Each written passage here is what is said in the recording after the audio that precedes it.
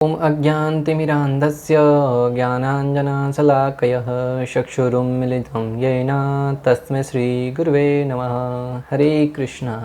आज गीता श्रृंखला के सत्र क्रमांक 216 में आप सभी भक्तों का हार्दिक स्वागत है।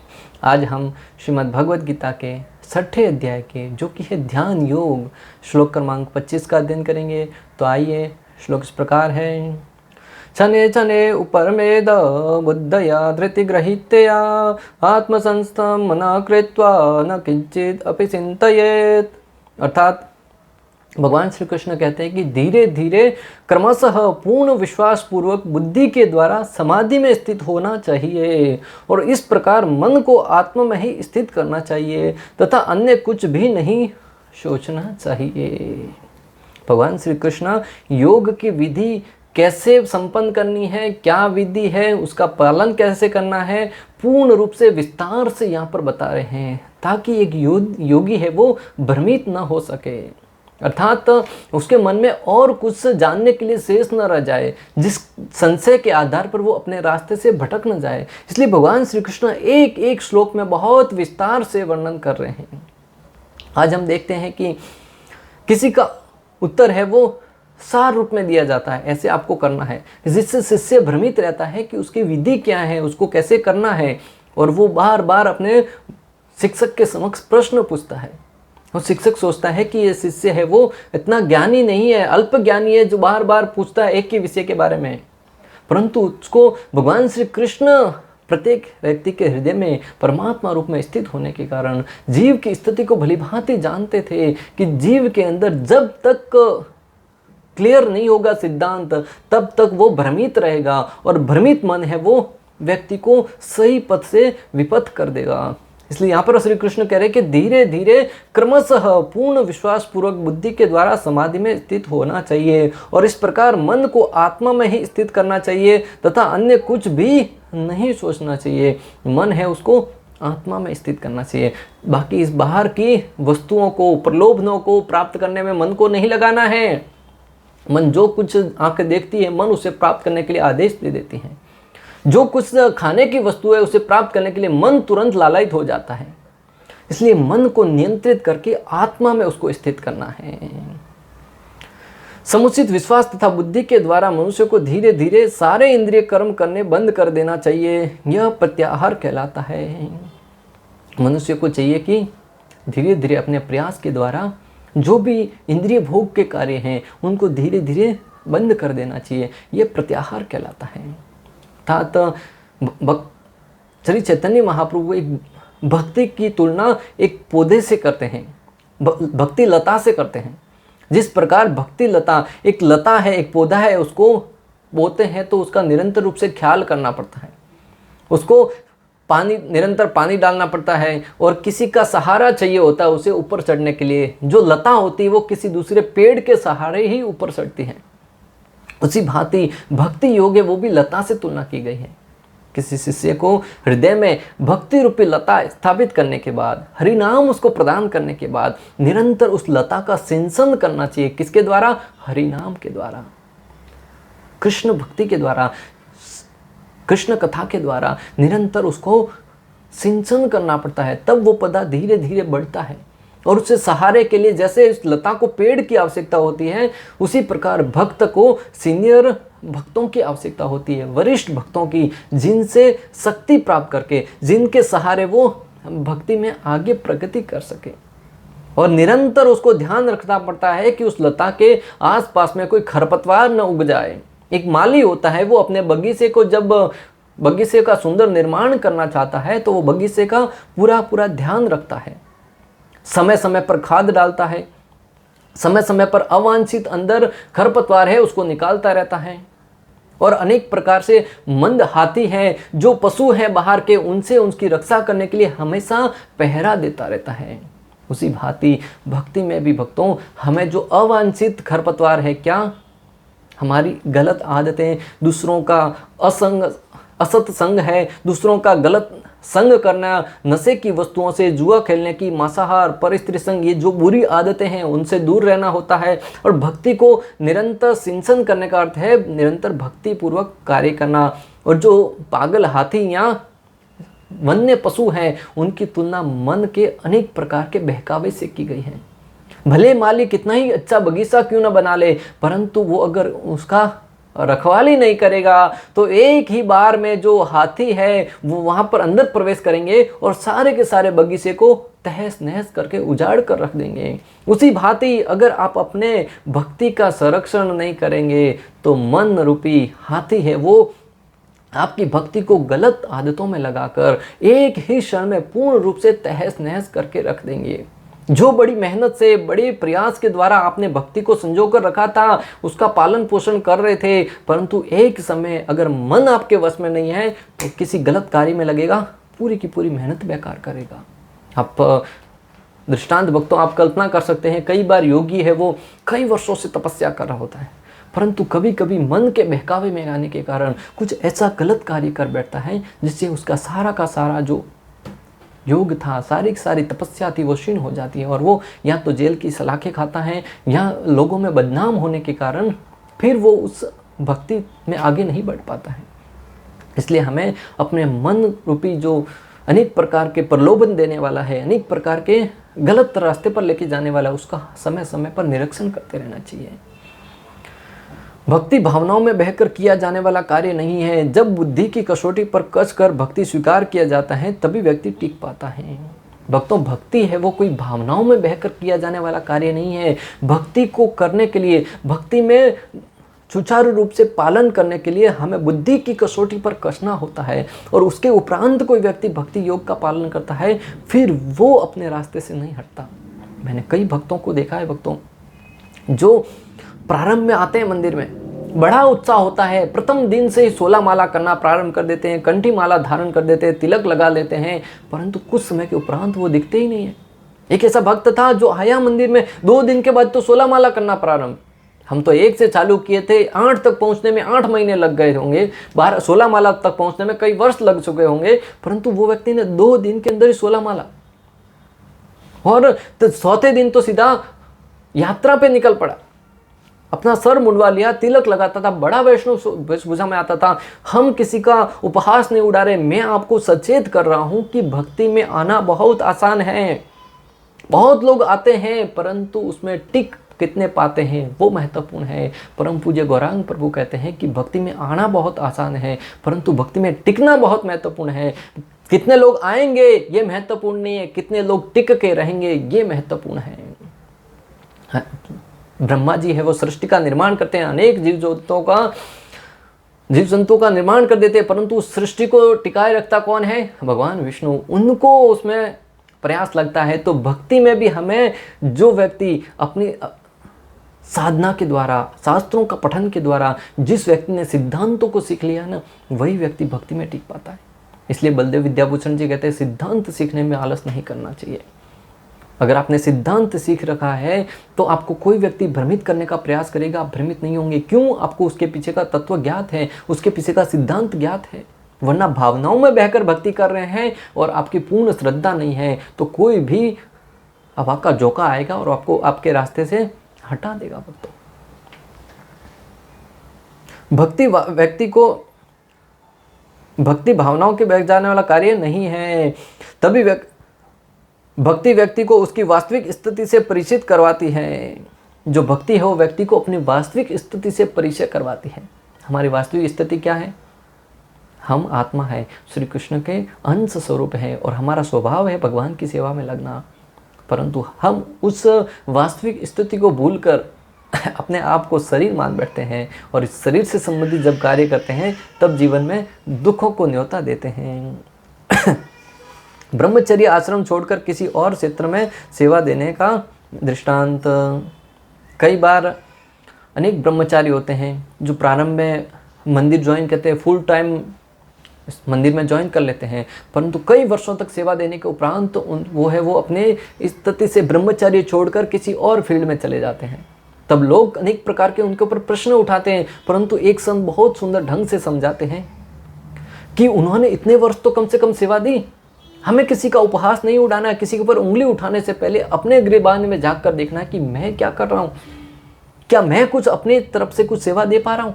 उसने 10 वर्ष 15 वर्ष तक तो कम से कम सेवा धरी है, और उतनी सेवा के बदले में हम उसके ऊपर प्रश्न उठा रहे हैं, तो मैं क्या कर रहा हूँ। और आचार्यगण कहते हैं कि भक्ति ऐसा है जो व्यक्ति को अपना वास्तविक परिचय करवाती है। आज व्यक्ति किसी को पता ही नहीं इस संसार में उसका स्वभाव क्या है, उसको जीवन में करना क्या है। माता पिता ने कह दिया डॉक्टर बनना है तो उसके ऊपर मेहनत करने के लिए निकल पड़ता है। माता पिता की इच्छा है कि इंजीनियर बनना है तो उसके ऊपर चल पड़ता है। माता पिता ने कह दिया शिक्षक बनना है तो उसके ऊपर चल पड़ता है। परंतु उसके वास्तविक स्वभाव क्या है, उसके जीवन में करना क्या है, उसके कोई नहीं सुनता है। जैसे ही बच्चे का जन्म होता है उसको तुरंत उसके ऊपर डिग्रियां थमा दी जाती, मेरा बेटा तो डॉक्टर ही बनेगा। माता कहती है डॉक्टर बनेगा, पिता कहते हैं कि वकील बनेगा, बुआ कहती है ये बनेगा, फूफा जी कहते हैं ये बनेगा, दादाजी कहते हैं ये बनेगा, दादी कहती है ये बनेगा। अनेक लोगों ने अपनी अपनी इच्छाएं थोप दी, परंतु बच्चे से किसी ने नहीं पूछा कि उसको क्या बनना है। परंतु जब व्यक्ति भक्ति में आता है, कई वर्षों तक साधना करता है, हृदय शुद्ध होता है, तब व्यक्ति को जाके मालूम पड़ता है कि उसकी स्थिति क्या है। वो समाज की और बेहतर तरीके से सेवा किस फील्ड में रहकर कर सकता है। क्या गुरुकुल खोल के कर सकता है, क्या मोटिवेशनल स्पीकर बन के कर सकता है, गौशाला खोल के कर सकता है, शिक्षक बन के कर सकता है, शिक्षा के क्षेत्र में जाकर कर सकता है। ऐसे अनेक प्रकार के ब्रह्मचारी हैं जो ब्रह्मचर्य आश्रम में से निकलकर जाते हैं तो अपनी सेवाओं को और उन्नत रूप से दे पाते हैं। क्यों? क्योंकि उनको भक्ति में आने के बाद मालूम पड़ता है कि उनकी वास्तविक स्थिति क्या है, वो और अच्छे से सेवा किस क्षेत्र में दे पाते हैं। उस जानकर वो अपने कार्य को चुनते हैं। इसलिए हमें किसी के ऊपर प्रश्न भी नहीं उठाना चाहिए। मन को विश्वस्त ध्यान तथा इंद्रिय निवृत्ति द्वारा वश में करते हुए समाधि में स्थित करना चाहिए। मन को ध्यान तथा इंद्रिय निवृत्ति द्वारा वश में करते हुए समाधि में स्थित करना चाहिए। मन है उसको ध्यान तथा समाधि में स्थित करना चाहिए। अनेक प्रकार के इंद्रिय भोग से ध्यान को हटाकर पूर्ण रूप से भगवत सेवा में लगाकर समाधि में स्थित होना चाहिए। जब तक शरीर का अस्तित्व है तब तक मनुष्य पदार्थ में लगा रहता है, किंतु उसे इंद्रिय तृप्ति के विषय में नहीं सोचना चाहिए। उसे परमात्मा के आनंद के अतिरिक्त किसी अन्य आनंद का चिंतन नहीं करना चाहिए। जब तक हमारा शरीर है तब तक हमारी अनेक इच्छाएं बनी रहती है। आहार निद्रा भय मैथुन, प्रत्येक व्यक्ति की शरीर की कुछ मांगे होती हैं, उसके अनुरूप उसको कार्य करना होता है। परंतु व्यक्ति को चाहिए कि अविचलित भाव से अपने शरीर की मांगों को न मानते हुए भगवत भक्ति में लगकर अपने हृदय के अंदर आनंद की अनुभूति करनी चाहिए। बाकी और किसी इच्छाओं की तरफ ध्यान नहीं देना चाहिए। आज प्रत्येक व्यक्ति विषय भोग में लगा हुआ है, जो योग के बारे में सुनकर तपस्या की विधि से भयभीत हो जाता है। परंतु आज प्रत्येक व्यक्ति विषय भोग में लगा हुआ है, जो योग के बारे में उनके बारे में सुनकर ही वो तपस्या के नाम से ही भयभीत हो जाता है। किसी को कहा जाता है कि आपको कांदा लहसुन छोड़ना पड़ेगा। अरे इतना बड़ा प्रहार होता है उनके सर पे, लगता है कि उनसे जीवन ही मांग लिया। उनसे तपस्या के नाम पर उनको कांदा लहसुन छोड़ने के लिए इतना भय लगता है, उनको नशे की वस्तुओं को छोड़ने के लिए इतना भय लगता है, मांसाहार छोड़ने के लिए इतना भय लगता है, फिर वो क्या समाधि में स्थित हो पाएंगे। वो मात्र और मात्र इंद्रिय भोग में ही लगे रहना चाहते हैं। परंतु कृष्ण भावनामृत की विधि इतनी सरल और जिसका सहज ही पालन किया जा सकता है। जो तपस्या है अनेक प्रकार की, घर बार छोड़कर ब्रह्मचर्य का पालन करते हुए ध्यान में बैठना, अनेक वर्षों तक साधना करना, इन सब का नाम सुनते लोगों के मन में भय व्याप्त हो जाता है। परंतु जो कृष्ण भावनामृत विधि है उसमें आपको बहुत सरल तरीके से आप उस विधि का पालन कर सकते हैं। 4 नियमों का पालन करना है, निरंतर भगवान के नाम का जप करना है, प्रसाद जो कुछ खाते हैं भगवान को ऑफर करके फिर स्वीकार करना है, जो कुछ जीवन में कार्य करते हैं श्री कृष्ण को समर्पित करते हुए करना है। ये भक्ति बन जाता है। और जो कोई व्यक्ति भक्ति कार्य में लगा रहता है बड़ी आसानी से जीवन में सफलता प्राप्त करता है। श्रीमद् भागवतम 1.5.26 में नारद जी अपने शिष्य व्यासदेव से कहते हैं कि ऋषियों की संगति करने से मैं भी भगवान की महिमा के श्रवण तथा कीर्तन की रुचि उत्पन्न हुई और उन्होंने भक्ति की तीव्र इच्छा विकसित की। अतः जैसा कि वेदांत सूत्र में कहा गया है, प्रकाशस्य कर्मण्य अभ्यासा, जो भगवत भक्ति के कार्यों में केवल लगा रहता है उसे स्वतः सारी अनुभूति हो जाती है और वह सब समझने लगता है। नारद मुनि अपने शिष्य व्यासदेव से अपनी स्थिति के बारे में वर्णन करते हुए कहते हैं उनको भक्ति कैसे प्राप्त हुई। बोले मात्र और मात्र मैं अपनी माता के घर पे रहता था, कुछ साधुगण ऋषिगण वहाँ से होकर गुजरते थे। मेरी माता निष्ठापूर्वक उनकी सेवा करती थी, उनको प्रसाद खिलाती थी। जब ऋषिगण प्रसाद पा लेते थे, कुछ जूठा बचता था, मैं उनकी आज्ञा लेकर उसको प्रसाद रूप में स्वीकार करता था। जैसे जैसे प्रसाद खाता गया, उस महान भक्तों का जूठा खाता गया, मेरी सुकृति बढ़ती गई और धीरे धीरे मेरे हृदय के अंदर अनेक प्रकार के अनर्थ बने हुए थे, वो धीरे धीरे शुद्ध होते गए। और इस प्रकार मुझे साधुओं के मुख से जो कथा करते थे वो सुनता गया और मुझे भगवत भक्ति प्राप्त हुई, मात्र भक्तों की सेवा करने से, उनका उच्छिष्ट खाने से और कृष्ण कथा सुनने से। तो अपने शिष्य से कहते हैं कि जो कोई व्यक्ति भक्ति में निरंतर लगा रहता है, मात्र वहां से उसका पोषण स्वतः ही होता रहेगा। वह व्यक्ति जीवन में निश्चित रूप से सफलता प्राप्त करता है। और स्वयं के दृष्टांत द्वारा नारद मुनि है वो ऐसा सिद्ध कर रहे हैं। भक्ति की महत्वता का वर्णन भागवतम 1.2.6 में इस प्रकार आता है। सवे पुंसा परो धर्मो यतो भक्ति अधोक्षजे अहेतु की अप्रतिहता यया आत्मा सुप्रसिद्धति। संपूर्ण मानवता के लिए परम व्रति धर्म वही है जिसके द्वारा सारे मनुष्य दिव्य भगवान की प्रेमा भक्ति प्राप्त कर सके। ऐसी भक्ति अकारण तथा अखंड होनी चाहिए जिससे आत्मा पूर्ण रूप से तुष्ट हो जाए। संपूर्ण मानवता के लिए परम व्रति, परम धर्म क्या है? परम धर्म है जिसके द्वारा सारे मनुष्य दिव्य भगवान की प्रेमा भक्ति में लग सकेंगे। मनुष्य का धर्म एक ही होना चाहिए कि जिसके कार्य के द्वारा श्री कृष्ण परम प्रसन्न होते हैं, वह धर्म होना चाहिए। ऐसी भक्ति अकारण तथा अखंड होनी चाहिए। और ऐसी भक्ति अकारण किसी हेतु के प्रति नहीं होनी चाहिए, किसी नियम के ऊपर, सिद्धांत के ऊपर बेस नहीं होनी चाहिए। वो अहेतु की अप्रतिहता अखंड होनी चाहिए, बिना किसी स्वार्थ के। आज मंदिर जाते हैं तभी सुख संपत्ति घर आवे, कष्ट मिटे तन का। भगवान के सामने अनेक अपनी मांगे रख देते हैं, मुझे धन दौलत रुपया पैसा गाड़ी बंगला ये सब चाहिए, तब मैं आपकी भक्ति करूंगा।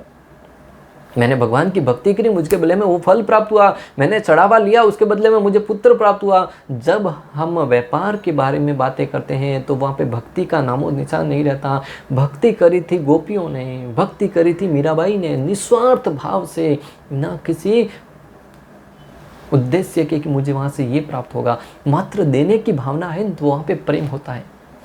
आज इस जगत में आप देखिए अनेक व्यक्ति एक दूसरे के साथ जुड़ते मात्र और मात्र कि मुझे वहाँ से क्या प्राप्त होगा, और कहते हैं मैं तो तुमसे प्रेम करता हूँ, मैं तो तुमसे अपने आप से भी ज़्यादा प्रेम करता हूँ। अरे एक दिन वहाँ से जो वस्तु तुमको चाहिए नहीं मिलेगी ना, तुरंत तुम उससे को छोड़कर चले जाओगे। और ऐसे अनेक दृष्टांत भी आते हैं। लोग कहते हैं मैं तो तुम्हारे बिना जी नहीं पाऊंगा, तुम्हारे बिना रह नहीं पाऊंगा, तुम ही मेरा जीवन हो, मैं तुम्हारे से बहुत प्यार करता हूँ, आई लव यू। ऐसे अनेक अनेक शब्दों का प्रयोग करते हैं, परंतु कुछ वर्षों के उपरांत उसको ही तलाक देकर कहते हैं कि मैं तेरा मुंह तक नहीं देखना चाहता। ये क्यों हो पाया? जब तक तुम्हारी उसकी आवश्यकता पूर्ण हो रही थी तब तक उसको प्रेम करता रहा, परंतु जैसे ही आवश्यकता पूर्ण होना बंद हुआ तुरंत उससे अलग हो गए। ये ऐसा ही हुआ कि तुम मेरी पीठ खुजला, मैं तुम्हारी पीठ खुजलाता हूँ। जब तक खुजला रहे तब तक साथ में बने रहेंगे, जैसे ही खुजलाना बंद, जीवन के रिश्ते अलग। वेदों में मनुष्य के लिए दो प्रकार की वृत्तियां बताई गई हैं। एक प्रवृत्ति मार्ग या इंद्रिय भोग का मार्ग कहलाती हैं। वेदों में मनुष्य के लिए दो प्रकार की वृत्तियां बताई गई। एक प्रवृत्ति मार्ग जिसमें इंद्रिय भोग का मार्ग कहलाती हैं। दो प्रकार की वृत्तियां हैं। एक है इंद्रिय भोग का मार्ग जिसमें अनेक प्रकार की इंद्रिय भोग में लगा रहता है। दूसरा है निवृत्ति मार्ग या त्याग का मार्ग कहलाती है। निवृत्ति में हम इंद्रिय भोग को त्याग कर भगवत भक्ति में अर्थात योगा अभ्यास में लगे रहते हैं। भोग का मार्ग निकृष्ट है और परम कारण के हेतु निवृत्ति का मार्ग श्रेष्ठ है। अगर आपको परम कारण अर्थात अपना गंतव्य प्राप्त करना है भगवत भक्ति, तो जो प्रवृत्ति का मार्ग है वो आपके लिए बाधा बनेगा। जो निवृत्ति का मार्ग है वही आपके लिए उपयोगी है। धर्म शब्द का मूल अर्थ है वह जो किसी के अस्तित्व को संभाले रखता है। धर्म शब्द का अर्थ क्या है? वह जो किसी के मूल अस्तित्व, हमारा सनातन अस्तित्व क्या है कि हम श्री कृष्ण के अंश हैं, और जो उसको संभाले रखता है वही भक्ति है, वही धर्म है। आज की तारीख में धर्म के नाम पर हम मात्र मंदिरों में जाकर टंकोरी बजाकर वापस आ जाते हैं, कुछ धन दे के आ जाते हैं और कहते हैं मैं तो धर्म का पालन कर रहा हूँ। अरे अपना वास्तविक अस्तित्व तो भूल गया है, तुम कौन है, कहाँ से आया है, क्यों जीवन जी रहा है, क्यों दुख भोग रहा है, कोई पता नहीं है। मात्र अपने को शरीर मान के बैठा है, इंद्रिय भोग में लगा हुआ है और कहता है मैं धर्म कर रहा हूँ। वो धर्म नहीं है, वो कर्तव्य परायण है। धर्म तो वह है जो अपना वास्तविक अस्तित्व को जानकर उसको सफल करने में लगा रहता है। जीव का अस्तित्व इसी बात पर निर्भर है कि वह अपने कार्यों को भगवान श्री कृष्ण के साथ अपने सनातन संबंध में समर्पित करे। पहले ही कहा कि जो जीव अपना वास्तविक संबंध क्या है, कृष्ण का दास हूँ और मैं कृष्ण का सेवक हूँ, कृष्ण स्वामी है, एक ईश्वर कृष्ण आर सब भृत्य, जिसको ये मालूम पड़ गया वही सनातन धर्म के बारे में जान पाया है और अपने धर्म का पालन कर रहा है। श्री कृष्ण परम पूर्ण है और अन्य सभी उनके अंश प्रत्यंश हैं। भगवान श्री कृष्ण है वो परम पूर्ण है और बाकी सब उनके अंश प्रत्यंश हैं, अर्थात उनके सहयोगी हैं, उनके सेवक हैं। इनमें सेवक तथा सेव्य का संबंध है, यह दिव्य है और हमारे भौतिक अनुभव से सर्वथा भिन्न है। ये सेवक तथा सेव्य के रूप में जाने जा सकते हैं और ये हमारे भौतिक संबंध से सर्वथा भिन्न है। हम इस जगत में अपने को स्वामी मानते हैं और दूसरों को भोग्य वस्तु मानते हैं, परंतु जो आध्यात्मिक स्थिति है उसमें श्री कृष्ण एकमात्र भोगता है और बाकी सब उनके भोग करने के साधन हैं। एक बार मीराबाई वृंदावन में एक संत से मिलने के लिए गई। वो संत थे, वो किसी स्त्री से नहीं मिलते थे, तो उन्होंने संत से मिलने के लिए अनुमति मांगी। संत ने कहा कि मैं किसी स्त्री से नहीं मिलता हूँ। तब मीराबाई ने बहुत ही सुंदर उत्तर दिया। उन्होंने कहा कि आज तक मैंने तो सुना था एक ही पुरुष है श्री कृष्ण, उसके अलावा और कौन से पुरुष पैदा हो गए। जैसे ही उस संत ने मीराबाई की इस वाणी को सुना, इस वचन को सुना, वो अपने को लज्जित महसूस करने लगे। बोले मैं इतनी साधना करता हूँ, इतनी तपस्या करता हूँ, इतना ज्ञान देता हूँ, परंतु मैं भक्ति की सर्वश्रेष्ठ बात को नहीं जान पाया। मीराबाई को तुरंत बुला लिया अपने पास और उसको शरणों में गिर गए। भक्तों, ये है भक्ति की पराकाष्ठा की एकमात्र ईश्वर है वो श्री कृष्ण है और बाकी सब के सब उनके दास हैं, उनके सेवक हैं, उनके भोग करने की वस्तु है। इसलिए जब कोई लोग कहते हैं कि श्री कृष्ण ने 16,108 रानियों के साथ शादी करी, तब यहाँ पे ये उत्तर आता है कि श्री सब के सब स्त्री हैं श्री कृष्ण की नज़र में। संपूर्ण विश्व है कृष्ण की सेवा के लिए। आप और हम तो उनकी सेवा की वस्तुओं को भोग कर रहे हैं, अर्थात छोर हैं। जब तक किसी वस्तु को श्री कृष्ण की सेवा में न लगाकर अपने इंद्रिय भोग में लगाते हैं, तब तक हम दुख भोगते रहेंगे, क्योंकि चोर व्यक्ति है वो कभी सुखी नहीं रह सकता। चोर और पापी कभी सुखी नहीं रह सकते। और हम एक तरीके से प्रकृति से वस्तु प्राप्त कर रहे हैं श्री कृष्ण को अर्पण किए बिना, तब तक हम चोर माने जाएंगे और चोर व्यक्ति सुखी नहीं रहता। और आज के संसार में इसलिए लोग अनेक दुखों से त्राहिमाम कर रहे हैं। यह सेवक सेव्य भाव घनिष्ठता का सर्वाधिक अनुकूल रूप है। जैसे जैसे भक्ति में सेवा की प्रगति होगी, मनुष्य को इसका अनुभव होगा। ये जो सेवक और सेव्य का भाव है, ये बहुत ही घनिष्ठ संबंध है। जैसे जैसे कोई भक्ति में प्रगति करता है, वो इसको और अच्छे से अनुभव करता जाता है। हर व्यक्ति को इस भौतिक अस्तित्व की बद्ध अवस्था में भी भगवान की दिव्य प्रेमा भक्ति करनी चाहिए। हर व्यक्ति को इस भौतिक जगत की बद्ध अवस्था में भी भगवान की दिव्य प्रेमा भक्ति में लगे रहना चाहिए, वहाँ से विचलित नहीं होना है। भले आपके कुछ भी अवस्था हो, आप अनेक प्रकार के भोगों में लगे हुए, अनेक प्रकार के इंद्रिय भोग में लगे हो, जो कुछ भी करते हो, परंतु भक्ति से विलक मत होइए। कई बार लोग, आज मैंने तो मांसाहार किया, मैं मंदिर नहीं जाऊँगा, मंगलवार को मांसाहार नहीं करूँगा, बाकी दिन मांसाहार करूँगा। आज मैंने ये कार्य किया, मैं मंदिर नहीं जाऊँगा। अरे क्यों? जब मंदिर जाएगा तभी तो ये धीरे धीरे तुम्हारी आदतें हैं वो छूटना प्रारंभ होगी। जब शास्त्रों से ज्ञान अर्जित करेगा, शुद्ध भक्तों की संगति करेगा, तभी तो तुम्हारे जीवन से जो अनर्थ है, अनेक प्रकार की गलत आदतें हैं, वो धीरे धीरे कम होती जाएगी। वरना मंदिर को छोड़कर अनेक आदतों में पड़े रहेंगे, तब तक आप है वो शुद्ध नहीं हो पाएंगे। अरे भक्ति में वो शक्ति है जो आपके अनेक अनर्थों को छुटा सकती है। भक्ति है वो सूर्य के भांति है, जैसे ही सूर्य उदय होता है, अंधकार है वो भाग जाता है। प्रातःकाल आप उठिए, अनेक प्रकार की लाइट लेके निकलो कि मैं सूर्य के आने से पहले अंधकार को भगा दूंगा। क्या आप भगा पाएंगे? कुछ हद तक भगा पाएंगे, परंतु आगे तो अंधकार ही होगा। परंतु जैसे ही सूर्य उदय होता है, सारा का सारा अंधकार है वो अपना बोरिया बिस्तर समेट कर निकल पड़ता है। उसी भांति भक्ति है वो सूर्य के भांति है। सूर्य के उदय होते ही समस्त अज्ञान रूपी अंधकार है, अनर्थ रूपी अंधकार है, वो नष्ट हो जाता है। जैसे शेर के आने से अनेक पशु पक्षी हैं वो अपने अपने स्थानों में भाग जाते हैं, उसी भांति भक्ति का उदय होने से हमारे अनर्थ है वो नष्ट हो जाते हैं। इससे मनुष्य को क्रमशः वास्तविक जीवन का संकेत प्राप्त हो सकेगा और पूर्ण तुष्टि का आनंद मिलेगा। जब व्यक्ति भक्ति में निरंतर लगा रहेगा तब उसको अपने वास्तविक जीवन का संकेत मिल पाएगा और अंदर से आत्म तृप्ति प्राप्त करेगा, आत्म तुष्टि प्राप्त करेगा। क्योंकि आज प्रत्येक व्यक्ति दुखी है, आत्मा से अप्रसन्न है, कारण एकमात्र कि हम भक्ति को छोड़कर भौतिक भोग में लगे हुए हैं। इस प्रकार श्लोक क्रमांक 25 का भक्ति वेदांत तात्पर्य पूर्ण हुआ। अंत तक हमारे साथ बने रहने के लिए आप सभी का हृदयपूर्वक प्रेम पूर्वक बहुत बहुत धन्यवाद। श्रील प्रभुपाद की जय, श्री श्री राधा गोपीनाथ भगवान की जय, श्रीमद् भगवद गीता की जय। हरे कृष्ण कृष्ण कृष्ण हरे हरे, हरे राम राम।